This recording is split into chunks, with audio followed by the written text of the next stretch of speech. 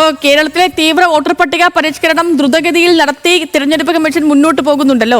അപ്പം അതിനെതിരെ ഇന്നലെ സർക്കാർ കോടതിയെ സമീപിച്ചിരുന്നു, സുപ്രീം കോടതിയെ സമീപിച്ചിരുന്നു, കോൺഗ്രസ് സമീപിച്ചിരുന്നു. ഇപ്പോൾ ഈ കേരളത്തിലെ തീവ്ര വോട്ടർ പട്ടിക പരിഷ്കരണം റദ്ദാക്കണമെന്നാവശ്യപ്പെട്ടുകൊണ്ട് സുപ്രീം കോടതിയിൽ CPIM കൂടി ഹർജി നൽകിയിട്ടുണ്ട്. കേന്ദ്ര തെരഞ്ഞെടുപ്പ് കമ്മീഷന്റെ നടപടി നിയമവിരുദ്ധമാണെന്ന് സംസ്ഥാന സെക്രട്ടറി MV ഗോവിന്ദൻ സമർപ്പിച്ച ഹർജിയിൽ പറയുന്നു. തദ്ദേശ തെരഞ്ഞെടുപ്പിനൊപ്പമുള്ള SIR BLOമാരെ സമ്മർദ്ദത്തിലാക്കുന്നുവെന്നും CPIM ഈ ഹർജിയിൽ ആരോപിക്കുന്നുണ്ട്. ഷപ്ന ലീഗൽ ഡെസ്കിൽ നിന്ന് വിവരങ്ങളുമായിട്ട് ചേരുന്നുണ്ട്. Shapna, good morning. അങ്ങനെ സർക്കാരിന് പിന്നാലെ CPIM-ഉം നിയമ പോരാട്ടത്തിന് ഒരുങ്ങിയിരിക്കുന്നു.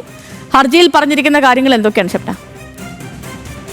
Sethu, good morning. ഏതായാലും CPM ഇന്നലെ തന്നെ പറഞ്ഞിരുന്നു ഈ ഹർജിയുമായി സുപ്രീം കോടതിയെ സമീപിക്കുമെന്ന്. ഇപ്പോൾ ഹർജി സമർപ്പിച്ചിട്ടുണ്ട്.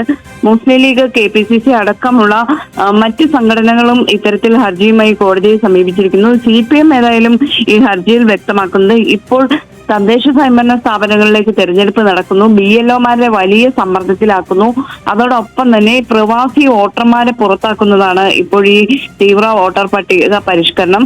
മറ്റൊന്ന്, നിരവധി ആളുകൾ ഈ വോട്ടേഴ്സ് ലിസ്റ്റിന് പുറത്തേക്ക് വരുന്ന ഒരു സാഹചര്യം നിലവിലുണ്ട്. അത്തരത്തിലുള്ള ചില പ്രശ്നങ്ങൾ ചൂണ്ടിക്കാണിച്ചാണ് CPM ഹർജി നൽകിയിട്ടുള്ളത്. അതുകൊണ്ട് കേരളത്തിൽ നടപ്പാക്കുന്ന ഈ തീവ്ര വോട്ടർ പട്ടിക പരിഷ്കരണം റദ്ദാക്കണം എന്നൊരാവശ്യമാണ് CPM ഈ ഹർജിയിലൂടെ ഉന്നയിക്കുന്നത്.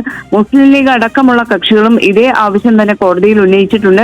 ഏതായാലും മറ്റു സംസ്ഥാനങ്ങൾ നേരത്തെ, തമിഴ്നാട് അടക്കം മറ്റു സംസ്ഥാനങ്ങൾ നേരത്തെ തന്നെ ഹർജി നൽകിയിട്ടുണ്ട്. അത് നവംബർ 26-നാണ് സുപ്രീം കോടതി പരിഗണിക്കാൻ മാറ്റിയിട്ടുള്ളത്. ഒരു പക്ഷേ കേരളത്തിന്റെ ഹർജികളും അതോടൊപ്പമായിരിക്കും സുപ്രീം കോടതി പരിഗണിക്കുക.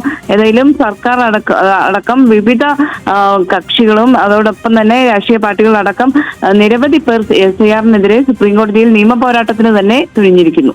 ഓക്കെ, ശരി. ഷപ്നയാണ് വിവരങ്ങൾ നൽകിയത് ലീഗൽ ഡെസ്കിൽ നിന്ന്. അങ്ങനെ